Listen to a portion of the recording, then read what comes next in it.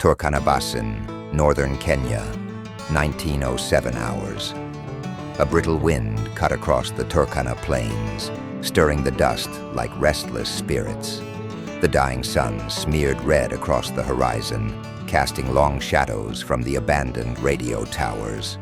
Corporal Elias Nyambura adjusted the worn strap of his rifle. His sharp, battle-hardened features stayed calm, but a chill ran beneath his skin. Something was wrong. Again.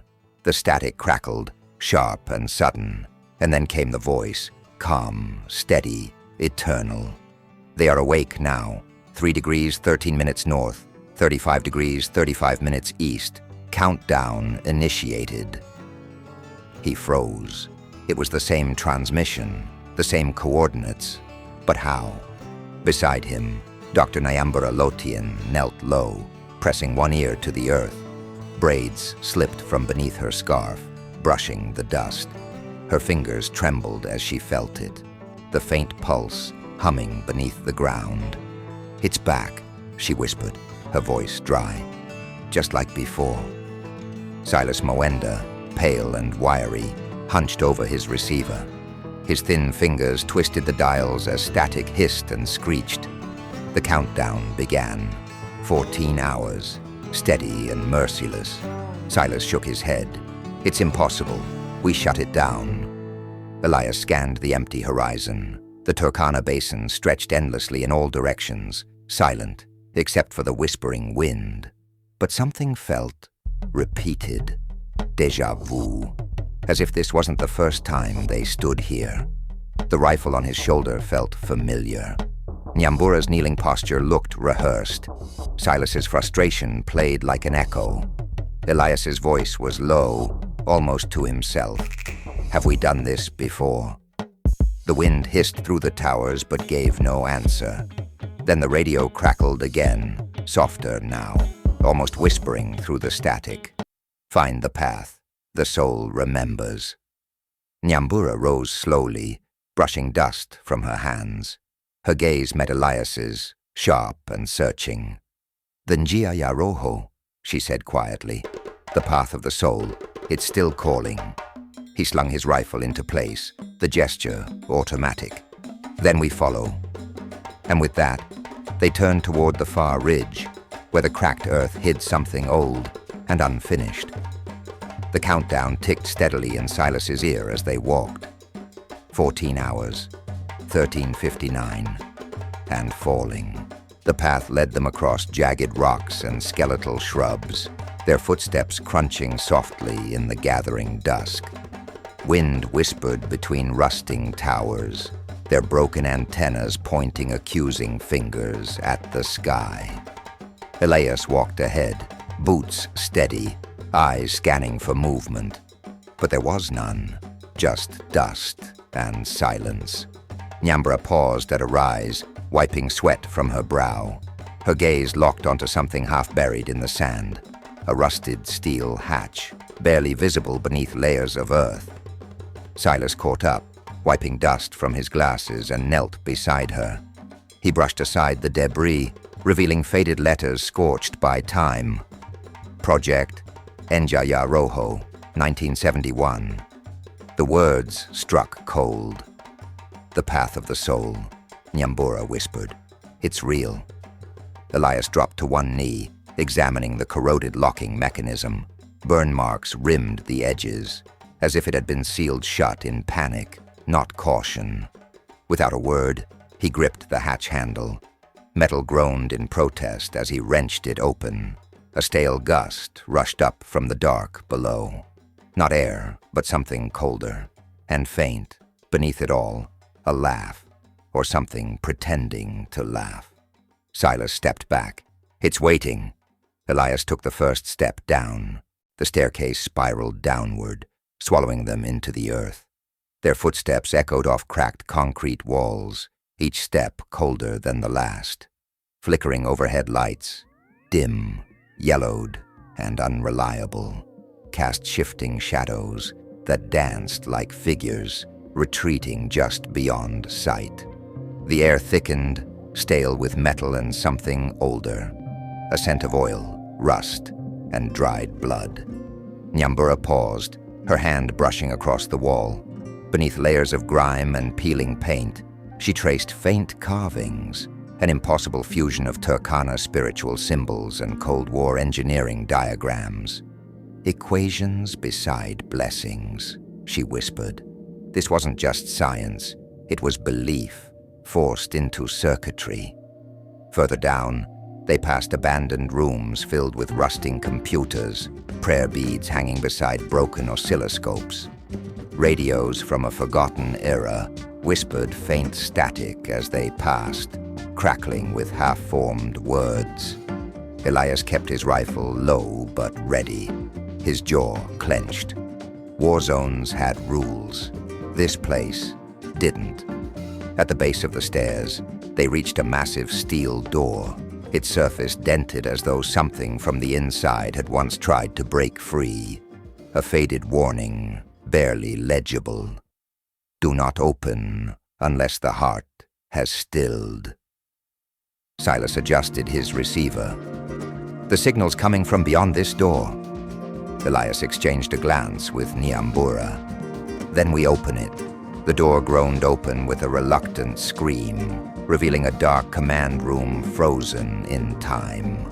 Dust-blanketed consoles lined with analog dials, old Soviet schematics, and cracked prayer scrolls taped beside warning lights. And then the static cleared. From a speaker in the far corner, a voice broke through, familiar yet impossible. "Dominic, welcome back. 14 hours until transmission. Join us." Nyambura's heart stopped. "That's Father Dominic," she whispered, her throat tight. "But he's been dead for decades." Silas swallowed hard. "It's not a recording. It's something else, something alive in the system." Suddenly the walls themselves seemed to hum, a low, vibrating resonance that spoke without words. Elias stepped forward, scanning the darkness. But what chilled him wasn't the voice. It was the creeping sense of familiarity. He'd stood here before, felt this fear before. Whispers slid between the cracks of the room, his late commander's voice, Nyambura's childhood lullabies, Silas's childhood math lessons, all tangled into one endless echo. The console before them blinked. Countdown steady, signal strong. Something deep below was awake and waiting. The hum beneath their feet deepened as they moved beyond the command room, descending into the heart of the installation. The walls changed. Steel gave way to something more organic. Wires intertwined with bones, tangled like the roots of a forgotten tree. Beads from Turkana. Rituals dangled beside corroded Soviet transmitters, swaying without wind. At the core, they found it. Suspended in the darkness, pulsing like a living heart, was the signal entity, a grotesque web of shattered radios, human remains, and trembling frequencies. It wasn't alive in any human sense. It wasn't dead either. It fed on resonance, on thought, on fear itself. Nyambura's breath caught as childhood memories, both joyful and painful, played across the walls like ghostly projections. Elias saw battlefields he'd never escaped, friends he couldn't save. Silas heard formulas in his mind unravel into nonsense, his intellect breaking apart in the static. The entity didn't simply speak. It wove their memories into its voice, bending their reality. Silas fell to his knees, clutching his head. It's using us to power itself, our regrets, our thoughts. It feeds on our minds. The countdown pulsed stronger. It was growing, and it had no intention of stopping. Silas wiped cold sweat from his brow, forcing his thoughts into order before they unraveled completely. "We have one chance," he whispered, voice shaking but determined. "If I invert the signal, broadcast a counter frequency, we might cancel its resonance." Nyambura shook her head. eyes wide with dread. No machine alone can stop it. It feeds on human sacrifice, on intent. Someone has to anchor the signal with their own mind. A cold silence fell. From the shadows, a faint figure stepped forward. His face, hollow, flickering like light through cracked glass, was unmistakable. Father Dominic Vekasa, or what remained of him. I opened this gate.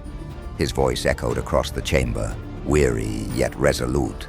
I trapped myself within its song to contain it, but now you must finish what I could not. Silas prepared the disruptor, a crude assembly of broken transmitters and modified harmonic coils. Dominic placed spectral hands on the console. The hum shifted, now infused with sorrow and resolve. "Broadcast now," Dominic commanded, his form beginning to break apart. Silas activated the disruptor. A wave of inverted frequencies blasted through the core, shattering the entity's form momentarily. The chamber screamed in voices, human and inhuman. Lights burst, walls cracked, and for a moment, silence returned. They stood there, breathing, broken, but victorious. Or so they thought. Gay. The climb back to the surface felt heavier than before. Their boots dragged over cold steel and broken stone. Silence followed them, like a ghost too tired to speak. When Elias finally pushed open the hatch, cold night air struck his face. He paused, blinking at the vast emptiness. The Turkana Basin stretched in every direction, bathed in the silver wash of moonlight. Lifeless, quiet. They stepped out, one by one, beneath a sky littered with dead stars. Elias lit a cigarette with trembling fingers, the flame briefly illuminating the hollows beneath his sharp cheekbones. "It's over," he muttered, barely believing it himself. Nyambura sat by the edge of the hatch, her chest rising and falling in slow, steady breaths. For the first time, there were no whispers in the wind. Silas adjusted his receiver, his hands shaking. He frowned. Then, softly at first, static crackled. A pulse, a tone, and then, they are awake now. 3 degrees 13 minutes north, 35 degrees 35 minutes east. Countdown initiated. The same message, the same coordinates, the same fate. Nyambura's eyes widened. "No, we broke the signal. We ended it." But the wind whispered through the broken towers once again, carrying distant voices from long ago. The countdown had restarted, and in the shadows of the desert, something unseen smiled. Unbeknownst to them, the next loop had already begun.